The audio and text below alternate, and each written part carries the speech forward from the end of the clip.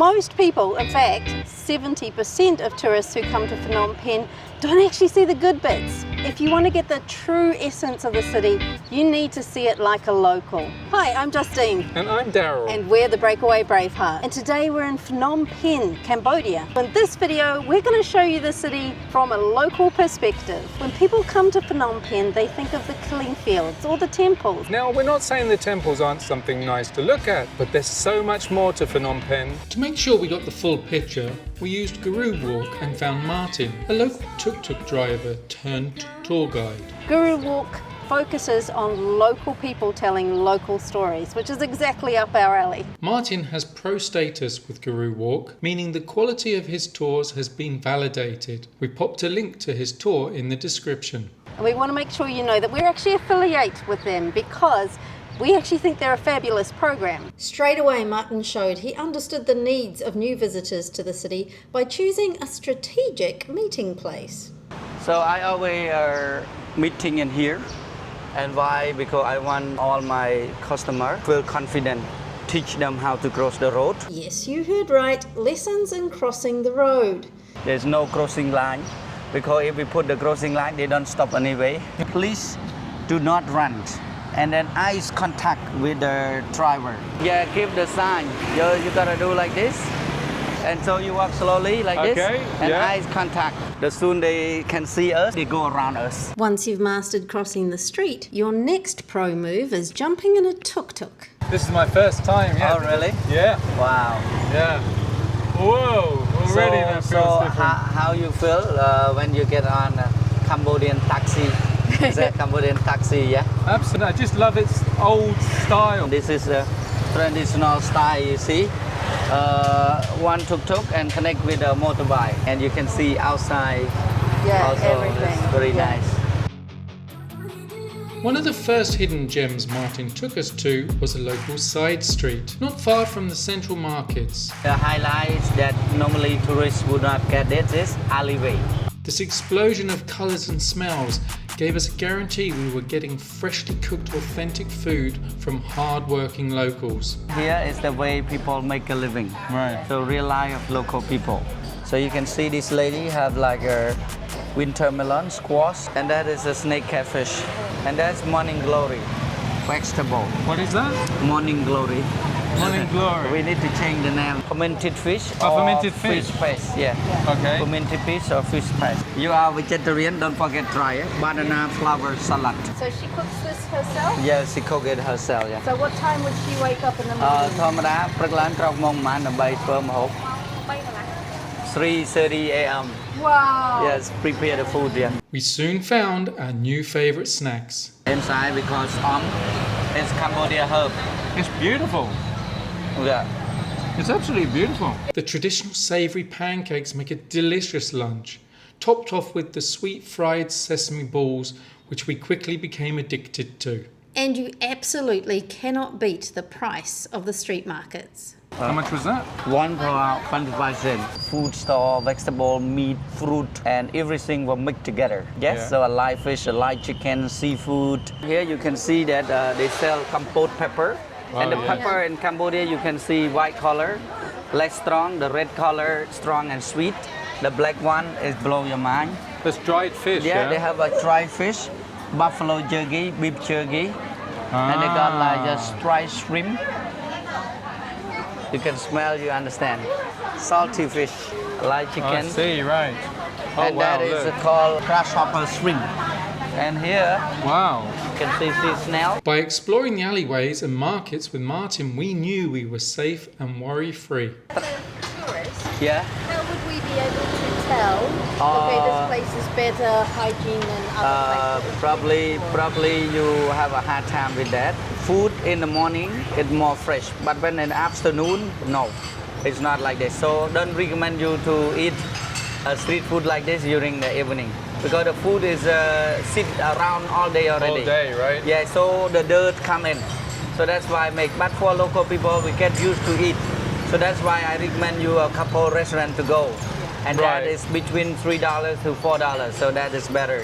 That's Understand. 100% safe. It's kind of natural to be worried about hygiene or safety when you come to Asia because those rumours have been about for quite a long time. What we found actually is by hiring your tour guide, you can crush these myths. For us, the tourist is very helpful. Tourist is number 2 income. Okay. It's very important. So nowadays, if you're traveling in Cambodia, especially Phnom Penh now, it's very safe because they make very secure for tourists to travel. Would like to recommend you some local food. So if you're looking for fresh noodle and good amok, it's David noodle. Okay. That one, yeah, it's very David's good noodle. price and cheap. If you're looking for the good lok lak, Okay. kabas is good for lok lak, stir fried cashew nut with mango and curry.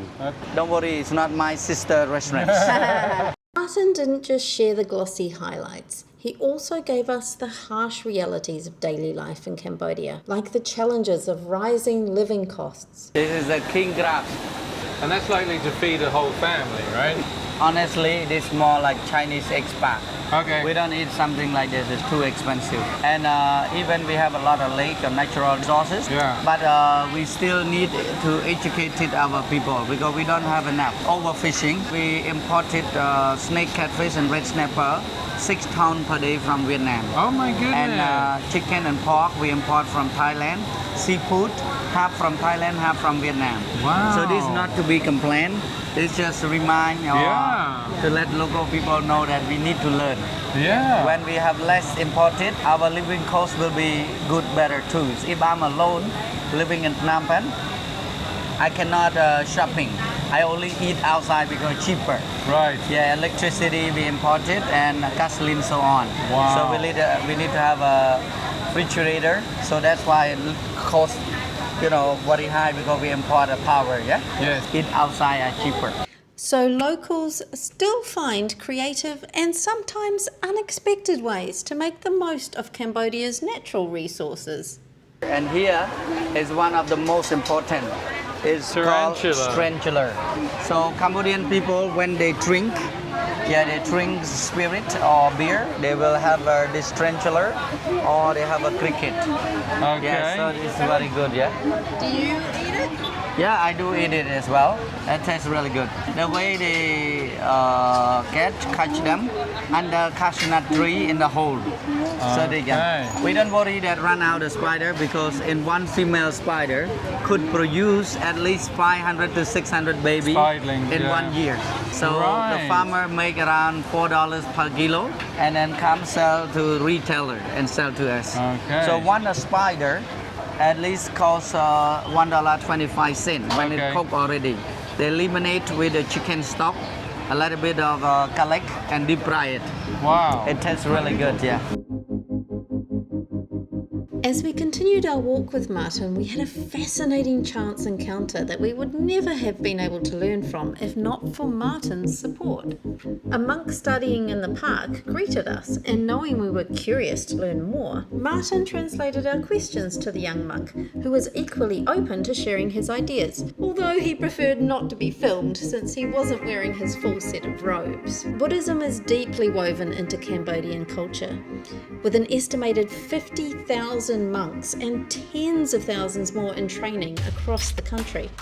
Speaking with this student monk gave us a surprising glimpse into the strict life in one of Phnom Penh's many monasteries. Now he learned Dharma, follow the way as a Buddha, yes? Yeah. He have to pray in front of the Buddha in the morning, like around 4 to 5, in the evening around 6 to 7 or 7 to 8. He have only breakfast, have to be 12 o'clock. He cannot eat in the afternoon, no alcohol, cannot touch the woman, cannot riding the motorbike himself, but can sit behind someone, but can smoke cigarette.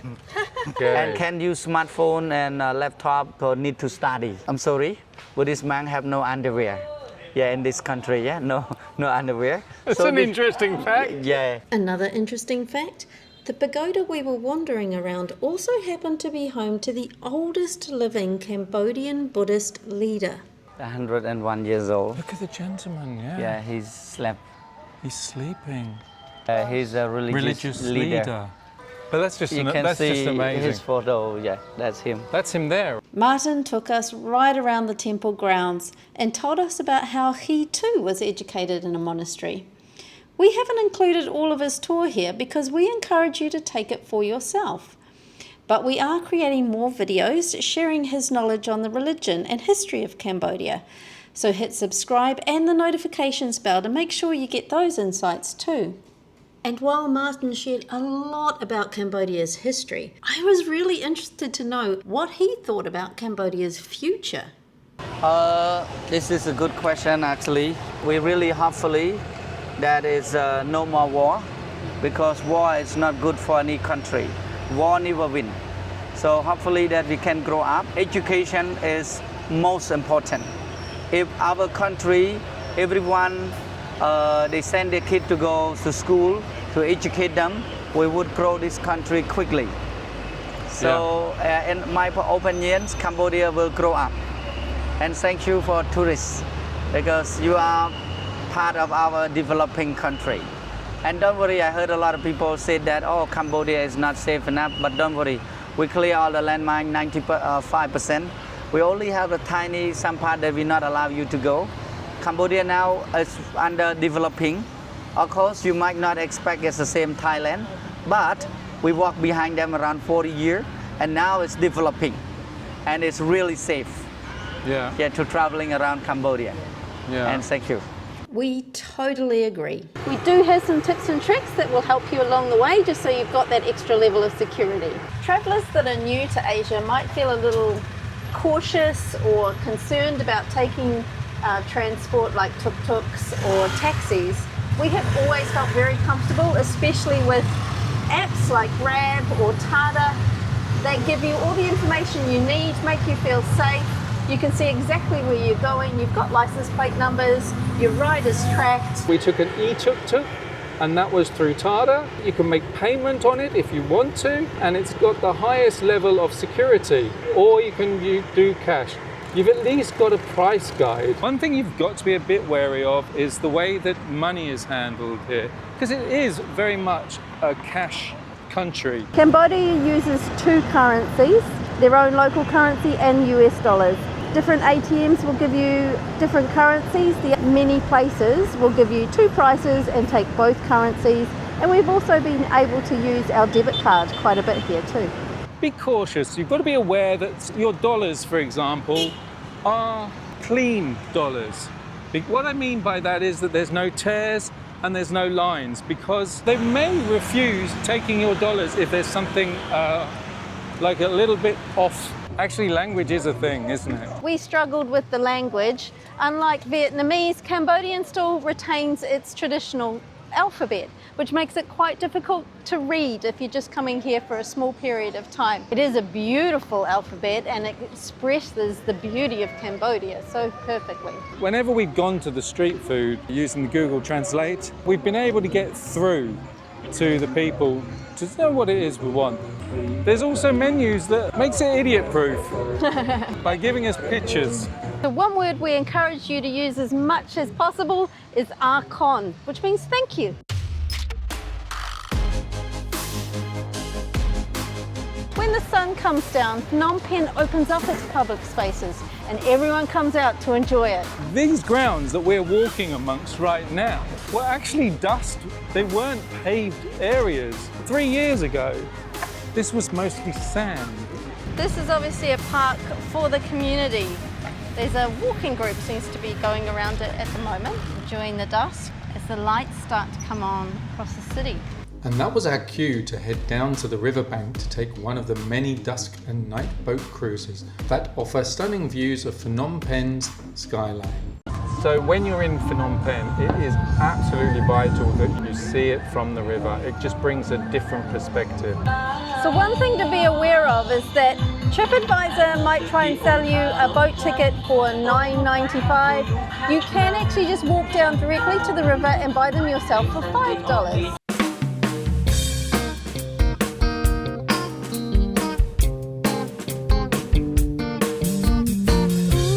And to end the night like a true Phnom Penh pro, you need to check out Basak Street, where a mix of locals and travellers soak in the city's after-dark energy. It's like a whole street of restaurants, back-to-back bars and restaurants, nightclubs, happy hours going on, just trying to attract you in. As you can hear, there is loud music, live music in the background. As the relaxing vibe and the Cambodian beer did their work, Daryl found himself unwinding, reflecting and overflowing with gratitude for all our incredible subscribers. He loves you, man. So YouTube can be quite a lonely thing sometimes. For me, because it's in my personality to have connection with people. So the more comments I get, the more I get to learn about the people that we're seeing. And I love people. Obviously what's really important to me is the messages that come through. From subscribers. From subscribers. Yeah. Getting to know people. Because actually, running a YouTube channel is not as easy as you think it is. Yes, we are enjoying ourselves, and it's thanks to you guys that we're able to do this, or that we have the drive to do this. Thank you for all your support up until this point. All I want for Christmas is a subscriber to subscribe. I have to agree. Thank you so much to everyone who comments. It really does make us feel like you're coming along with us. Are you really doing that? So after exploring Phnom Penh like a pro, we can see that the city is growing while still staying true to its roots. I think it's a fabulous, fabulous place to come and visit, and it's the people that make it. You know, as a local guy and also choosing a Guru Walk because I would like to sharing about Cambodian history to the tourists and Right. the real life of people in Cambodia Yeah, to nice. the world. So that's why I choosing this tour. Look at that, there's just a prime example of what Cambodia is. That's just beautiful. Yes. Yeah. So if you've been to Phnom Penh, please drop us a comment below and let us know of anything that we've missed. Next we're off to Siem Reap. We hope you'll join us there. Until then, happy travels everyone!